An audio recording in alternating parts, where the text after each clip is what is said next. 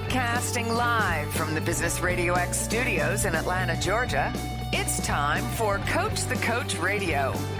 Brought to you by the Business RadioX Ambassador Program, the no-cost business development strategy for coaches who want to spend more time serving local business clients and less time selling them. Go to brxambassador.com to learn more. Now, here's your host. Lee Cantor here, another episode of Coach the Coach Radio, and this is going to be a fun one. Today on the show, we have Joanna Tress with Mattanna5DX. Welcome, Joanna. Hello, I'm so happy to be here, Lee. Well, I'm excited to learn what you're up to. Tell us about Mattanna. How are you serving folks? Well, Mattanna5DX is actually short for the Mattanna 5-Dimensional Performing Arts Experience. So we are a collective of people aged 35 and older here in Orlando, Florida, or wherever, all over the world. They would like to sing, dance, act, play an instrument, or express themselves creatively in a supportive, judgment-free zone where we're having fun and helping one another overcome whatever obstacles we might have when it comes to getting on stage or in front of the camera as a performing artist. Well, it's interesting that you're targeting this kind of a little bit older group than maybe a lot of performing arts folks go after. I was recently interviewing someone, and they told me this interesting fact, and you probably can resonate with this. When they talk to children that are like preschool, kindergarten, they ask, who's an artist? Everybody raises their hand. But by the time they're in 4th and 5th grade, only a handful of people raise their hand anymore when they're asked if they're an artist. And at some point, people are starting to self-select out of the arts. And, only the one person that can draw well considers themselves an artist, and everybody else says they're not an artist anymore. And I thought that was really sad, and I'm excited to learn how you're kind of rekindling that artistic spirit in folks. Thank you so much. It's definitely needed. Because in particular, the performing arts with, the dance lessons, the band and the chorus at school and community theater often target the children.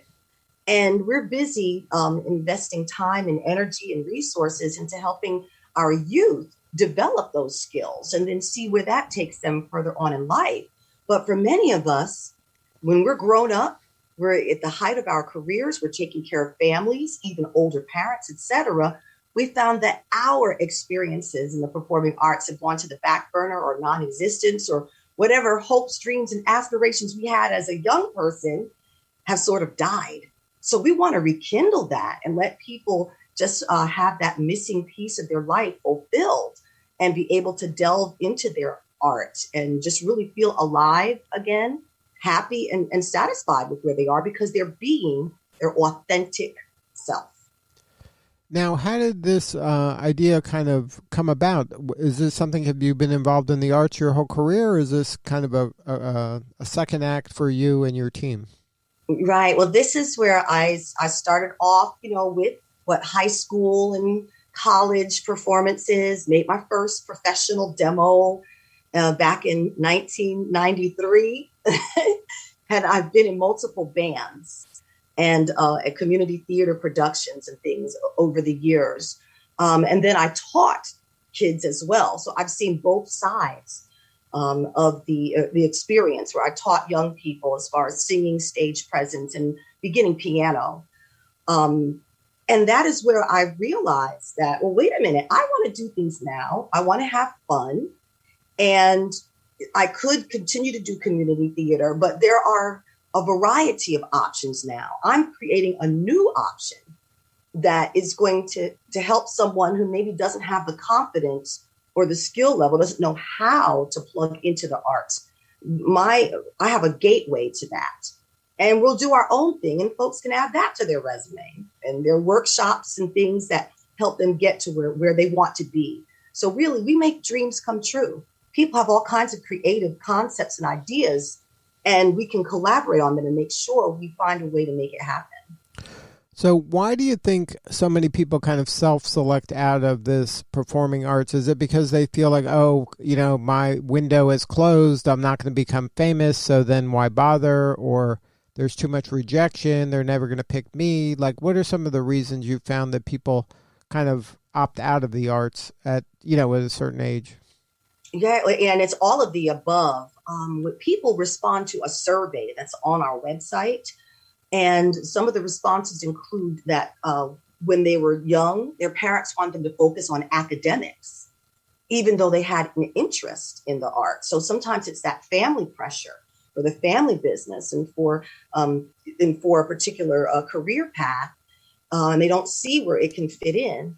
For others, there was an accomplished young woman who studied opera for years, could sing, play the piano, etc., had even put out a record. But then she had an accident, and that dramatically affected her ability to sing. It was an injury to her face and put her in intense pain. So she put that on the back burner for years. So a lot of times it could be health related. It can be just the responsibilities that we take on. We don't have time. It's those who feel that they're not good enough, that they don't have anything to offer, that they won't make it. You get rejected so many times for certain auditions, and then you just sort of want to give up. So it's a combination, and everyone has a story. And we actually delve into that so that we can frame our experience that's keeping us away from what we love to do and really create a bridge that we can cross over. All right, that was then. This is the next chapter, and here's what we can do now. So now, what are the 5 dimensions for Mattanna5DX? Well, the 5 for performing arts that I mentioned, as far as creative expression, playing an instrument, acting, dancing, and singing, but also we want to make sure every time we get together that we're immersing ourselves with our 5 main senses. So we're going to have something that excites the eyes, something you can touch and feel physically, tactily. Of course, what you can hear with your ears, what you can smell, and what you can taste, especially when we have our live experiences. Even if you're giving a goodie bag, it's going to have something to indulge your senses so that you're completely immersed in that experience. That's why we call it 5-dimensional. And of course, the 5th dimension is also magic. So we've got a little sprinkle of that too. Now, what is the experience like for someone who wants to kind of join forces with you or participate in some of your activities? Okay, well, the first stop is www.mattanna.org. That's MATTANNA.org. Mattanna, TTN.org. Because that's where they'll see what we're about, and they're invited to take our initial survey to see where they are. We follow up.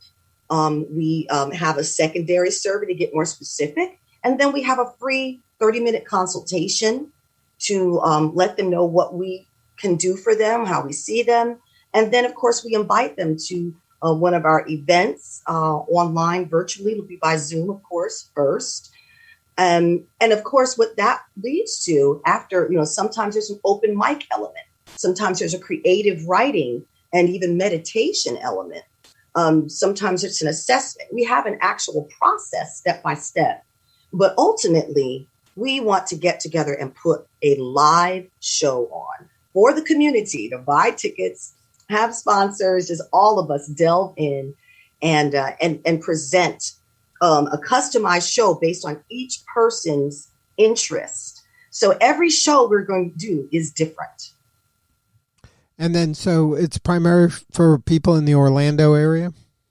Well, the live events, yes, you'll come to Orlando for the live events. But of course, the virtual events, when we're getting together on Zoom, I've attended many successful events online. That's, of course, because of COVID. That's what we've transitioned to. So we can all still share and participate in the workshop activities and even have the spotlight in that group setting. We're all pretty comfortable with that now, and you got to start somewhere. So virtually, we can serve the world.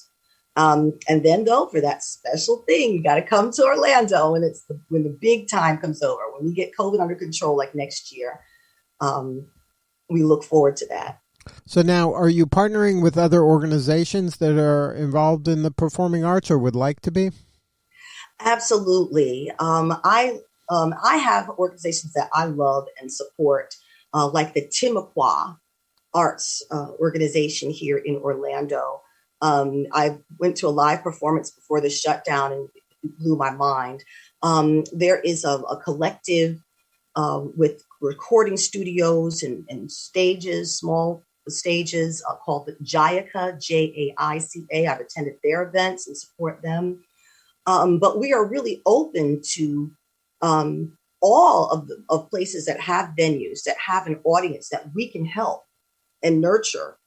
And we're opening that up. So, we participated with where we attended Orlando Fringe. We'd like to volunteer next. That's the theater festival. So really, we're just getting involved what we can and getting the word out. That's really what I'm doing the podcast circuit for. And the radio is to spread the word, to get more people to join us. So we have more to work with. Now, do you find that there's some kind of maybe businesses that would like to have you maybe do a lunch and learn or do some education to kind of instill that creativity and that artistic kind of culture into their organization? Absolutely. I am open to that. And I am working on reaching out to businesses for that. Next week, actually, is my first lunch and learn, so to speak. It is at a place for the healing arts. So they focus on total health and wellness with natural things, maybe alternative or homeopathic, whatever you want to call it. And I was invited to attend their staff meeting because we can talk about the therapeutic qualities. So they have plenty of clients who would love to have this creative outlet and to really show how it incorporates into your overall mental, emotional, and physical health too. So that we're just starting with that next week. Oh. Now, you talked about the events you do virtually and in person. If someone goes to your website, is there some samples of that? Can they kind of get a feel for what an event looks like or sounds like? We don't have the samples yet. I will, when I connect with someone, I can share testimonials with them that I have on other websites of experience that I have had and have gotten positive feedback. Things like sing-alongs and music nights that are posted. And so it's, not trying to be secretive, but we try to streamline things, and we're really inviting people to connect with us. And then we have so much to share from that point. But we want them to get in touch with us and share a little about themselves as well, because the more feedback that we get from those who visit Mattanna.org, the more customized we can have to really make this experience what people want and need. You sell them what they want, and then you give them what you need. That was some advice I've gotten recently. Good stuff. Well, congratulations on all the success. If somebody wants to learn more, one more time with the website. Yes, www.mattanna.org. That's MATTANNA.org. MATTANNA.org. Well, Joanna, thank you so much for sharing your story today. Oh, I loved it. I appreciate the opportunity, Lee. Thank you so much. Once again, that's Mattanna.org. Joanna Tress, thank you for sharing. You're doing important work, and we appreciate you. Thank you. All right, this is Lee Cantor. We will see you all next time on Coach the Coach Radio.